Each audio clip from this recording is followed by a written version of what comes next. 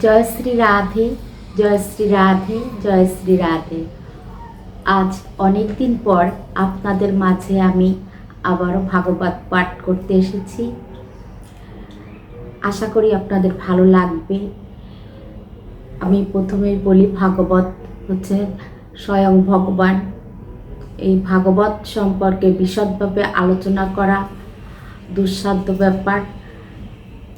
আজ ভগবান শ্রীকৃষ্ণ আমাদের পরমেশ্বর, তিনি আমাদের মাঝে বলেছেন যে জড় কলুষ মুক্ত হবার জন্য শুদ্ধ ভক্ত পরমেশ্বর ভগবান এবং তার প্রতিনিধি গুরুদেবের নির্দেশ অনুসারে কর্ম করেন। তাহলে ভগবান আমাদের বলেছেন যে তিনি যে নির্দেশ দিয়ে গেছেন এবং আমাদের যে গুরু পরম্পরা গুরুদেব আছেন তার নির্দেশ অনুসারে আমাদের চলতে হবে। শুদ্ধ ভক্তের ভগবত সেবার কোনো সময়সীমা নেই। যারা শুদ্ধ ভক্ত তাদের ভগবানকে সেবা করার কোনো সময়সীমা নেই। তিনি যখন খুশি তখনই করতে পারেন। তিনি সর্বদাই 24 ঘন্টা পূর্ণরূপে ভগবানের নাম গান করতে পারেন। ভগবান তার প্রতি অত্যন্ত সদয় হন। ভগবান কি হন? ভক্তের প্রতি সবসময় সদয়। সমস্ত বাধা বিপত্তি সত্ত্বেও পরিণামে তিনি ভগবত ধামে বা কৃষ্ণলোকে অধিষ্ঠিত হন।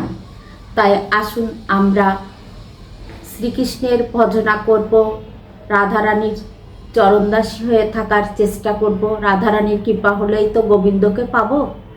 তাই আর আমরা রাধারানীকে স্মরণ করে, শ্রীকৃষ্ণকে স্মরণ করে আমাদের জীবনে পথ চলব। এখন বলি, ভাগবত পাঠ করলে কি হবে।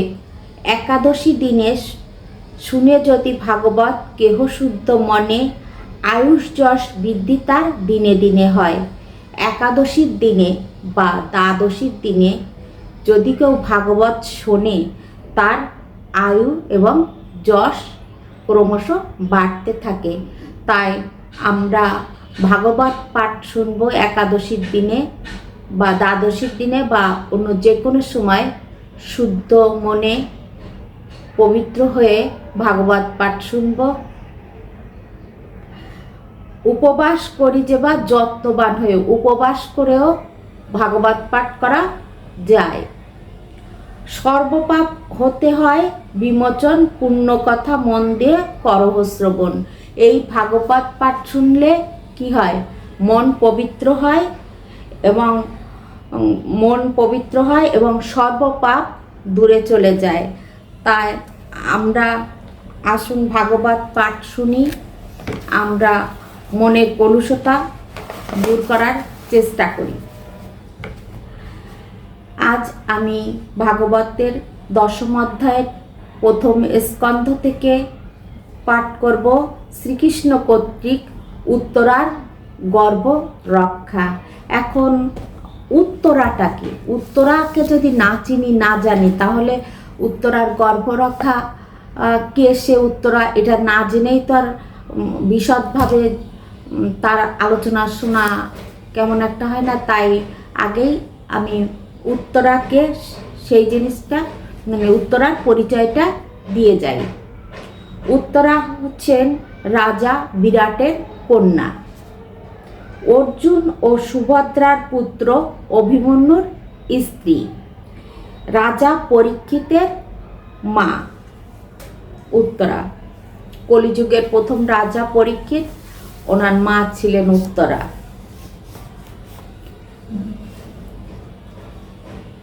সৌন ব্রাহ্মণ জ্ঞানী ব্রাহ্মণ, অতঃপর কি হইল শুনো বিবরণ। ব্রাহ্মণ এর বিবরণ দিচ্ছেন। পুত্রগণ লাগিবারি করিবারে দান, হয়েন পাণ্ডব সবে ব্যাকুলিত প্রাণ। পুত্রর জন্য পাণ্ডবরা ব্যাকুলিত প্রাণ হয়েছিলেন এবং তারা কি করেছিলেন? দান ধ্যান করা শুরু করেছিলেন। সময় আসিল হেরি পাণ্ডুর নন্দন, দ্রৌপদীর সহজান তর্পণ কারণ। দ্রৌপদীকে সঙ্গে করে নিয়ে তর্পণ করতে যান। গঙ্গা তীরে আশিস হবে শ্রীকৃষ্ণ সহিত গঙ্গার জলে গঙ্গায় করেন স্নান শাস্ত্রের বিহিত। শ্রীকৃষ্ণের সাথে সবাই গঙ্গা স্নানে এসেছিলেন এবং শাস্ত্র অনুযায়ী শ্রীকৃষ্ণের মানে গঙ্গা যে শাস্ত্র অনুযায়ী স্নান করলেন। পুত্রের উদ্দেশ্যে সবে দিয়া জলাঞ্জলি, কাঁদিলেন সবে মিলি পুত্র পুত্র বলি। তাদের উত্তরার কোনো পুত্র ছিল না, তাই বারবার কান্নাকাটি করছিলেন। কৃষ্ণের প্রবোধে করি অশ্রু সংবরণ, জাহ্নবী সলিলে পুনঃ হয়েন মগন। মানে কৃষ্ণ সেখানে যে তাদেরকে কি করলেন, সান্ত্বনা দিলেন, চোখের থেকে অশ্রু কি বিসর্জন দেওয়ার কথা বললেন, যে আর তোমরা অশ্রুপাত করো না, অশ্রু মুছে ফেলো। আসিল আসনে বসি ধৃতরাষ্ট্রবীর, ওই সময় ধৃতরাষ্ট্র আসনে ছিলেন বসে। বিদুর গান্ধারী সহ শোকেতে অস্থির, বিদুর গান্ধারী সবাই শোকেতে অস্থির ছিলেন। সম্মতি সকলে কৃষ্ণ দিলেন প্রবোধ, ধৃতরাষ্ট্র গান্ধারী বিদুর সবাইকেই শ্রীকৃষ্ণ কি করলেন, সান্ত্বনা দিতে লাগলেন। অনিত্য সংসার মাহে মায়া যাহে হয় রোধ, এই আমাদের সংসার অনিত্য, এই সংসার কোনো স্থায়িত্ব নেই। এখানে ওই মায়াটা ত্যাগ করতে হয়, মায়া খুব খারাপ জিনিস, মায়া থেকেই সব অপকর্মগুলো আসে। জন্মিলে জীবের মৃত্যু বিধির লিখন, যে জীব মানে যার প্রাণ আছে জন্মগ্রহণ করবে তাকে অবশ্যই মৃত্যুর স্বাদ নিতে হবে। অতীত বিষয়ে লাগি না কর ক্রন্দন, অতীতের কোনো কথা বা স্মৃতি মাথায় রেখে কান্নাকাটি করা উচিত নয়। এটা আমাদের ভাগবতে আমাদের এই শিক্ষা দিচ্ছে। শোক পরিহার সবে মুছয় নয়ন, অন্তর মহানন্দের দেবকী নন্দন। পাণ্ডবের প্রিয় কার্য করেন সাধন, দ্রৌপদীর কেশ স্পর্শে ক্ষীণ পরমায়ু। দ্রৌপদীর কেশ স্পর্শ করেছিল বলে আয়ু কমে গিয়েছিল, তাই কোনো রমণীর বা গৃহবধূর রাগান্বিত হয়ে বা কোনো কারণবশত চুল ধরে টানা ঠিক না, আমাদের শাস্ত্রে এটা নিষিদ্ধ, এতে কি হয়, আয়ু কমে যায়। পাণ্ডবের ধৃতরাজ্য করিয়া উদ্ধার, ধর্মরাজ করতলে দিলেন সে ভার। ভ্রাতাসহ যুধিষ্ঠিরে দিয়া সিংহাসন, করালেন অশ্বমেধ শ্রী মধুসূদন। যুধিষ্ঠিরে সিংহাসন দিয়ে শ্রীকৃষ্ণ কি করালেন, অশ্বমেধ যজ্ঞ করালেন। করিয়া পাণ্ডব প্রিয়া লীলা সমাপন, দ্বারকা যাইতে তিনি সমুদ্রত হন। মানে পাণ্ডবরা এই কাজ করে তারপর কোথায় যাচ্ছেন, দ্বারকায়। সাত্যকী উদ্ধব সহ আপনি কেশব, যাইবেন দ্বারকায় ত্যাজিয়া পাণ্ডব। সাত্যকী সহ পাণ্ডবরা এই যে দ্বারকায় চলে যাচ্ছেন। এহেন সংবাদ যবে হইল প্রকাশ, ব্যাস আদি ঋষি আসে তাহার সকাশ। মানে এই কথা যখনই প্রচার হয়ে গেল, উদ্ধব সহ কৃষ্ণ দ্বারকায় চলে যাচ্ছেন, তখন কি হলো, ঋষিমুনিরা ব্যাসদেব সবাই এসে হাজির হলেন। কৃষ্ণ করেন পূজা সবে বিলক্ষণ, কৃষ্ণ ওই সময় পূজা করছিলেন।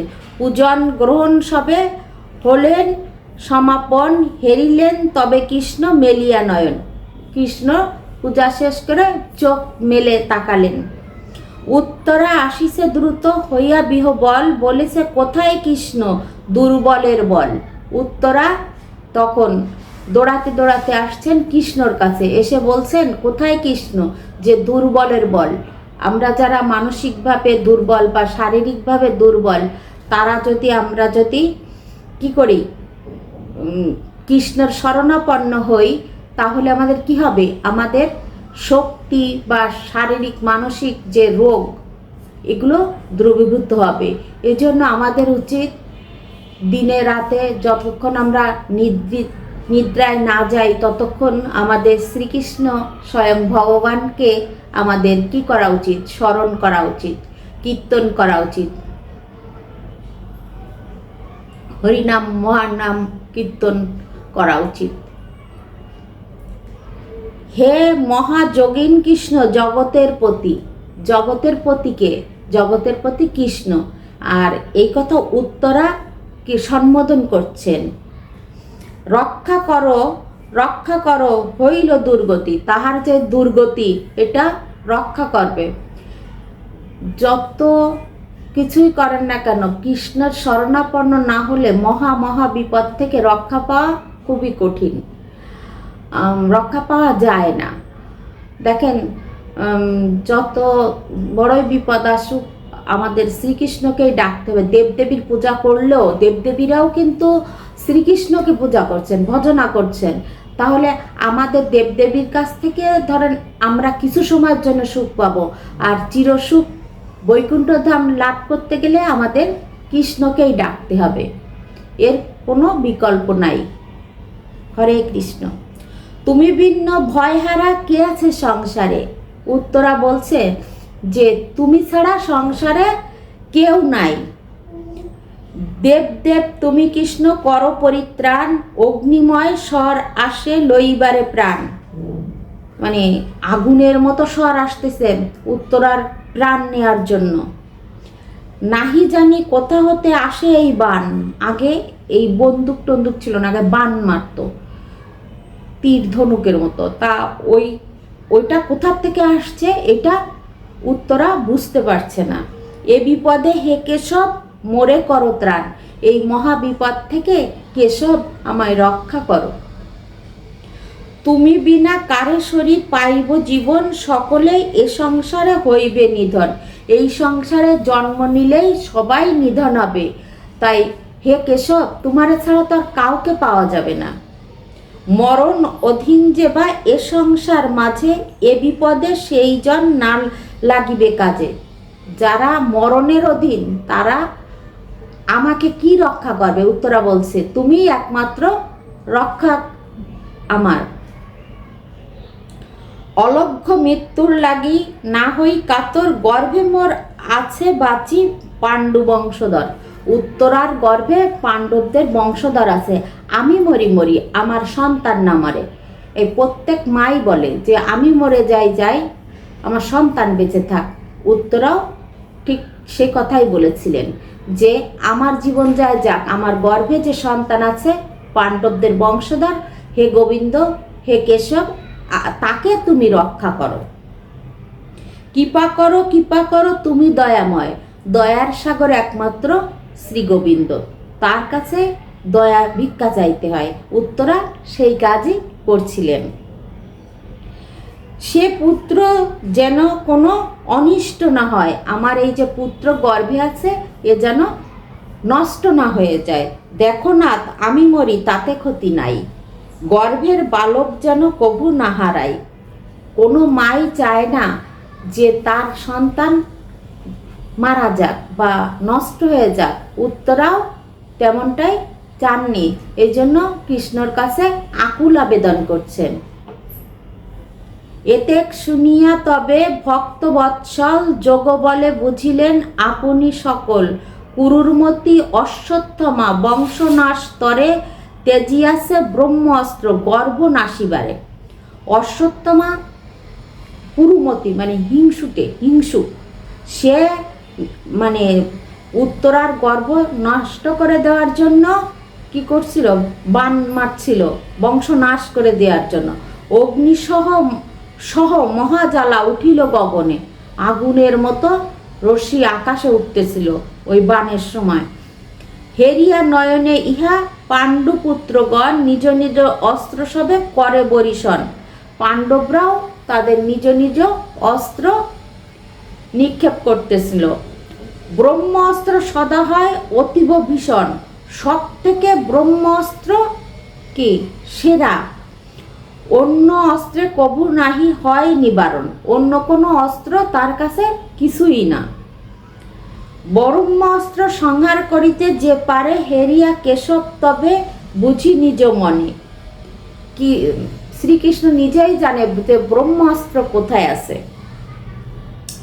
ত্যাজিলেন সুদর্শন সংহার কারণে, ওই ওই বাণ মানে নষ্ট করে দেওয়ার জন্য কৃষ্ণ কি করলেন, মানে কেশব কৃষ্ণ উনি কি করলেন, সুদর্শন চক্র, ওনার হাতে সুদর্শন চক্র থাকে, ওইটাই নিক্ষেপ করলেন ওই উত্তরার গর্ভ রক্ষা করার জন্য। উত্তরা শ্রীকৃষ্ণের আশ্রয় নিলে শ্রীকৃষ্ণ এত দয়াপরায়ণ, উনি করুণার সাগর, উনি কাউকে শূন্য হাতে ফেরান না, তাই উত্তরাকেও ফেরাননি। সংহারীরা সেই অস্ত্রে যদুর নন্দন করিলেন সে বিপদে পাণ্ডবের রক্ষণ।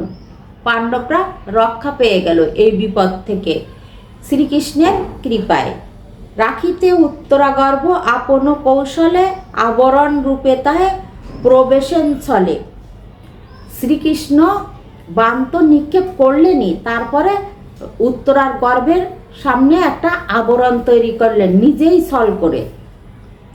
যদিও অবার্থ সদা এ অস্ত্র ভীষণ নিরস্ত করেন তারা শ্রী মধুসূদন, ভগবান তাদের নিরস্ত্র করে দিলেন। তেজ বিষ্ণু তেজ ব্রহ্ম তেজ একই কারণ, উভয়ের হলো তাই একত্রে মিলন। উভয়ের এবার মিল হয়ে গেল। এতেক শুনিয়া তবে যত ঋষিগণ সুতেরে সম্বাসী কহে আনন্দিত মন। সুতেরে আনন্দিত খুশি হয়ে গেল, উত্তরার গর্ভ রক্ষা করে দিলেন। কে দিলেন? কৃষ্ণ।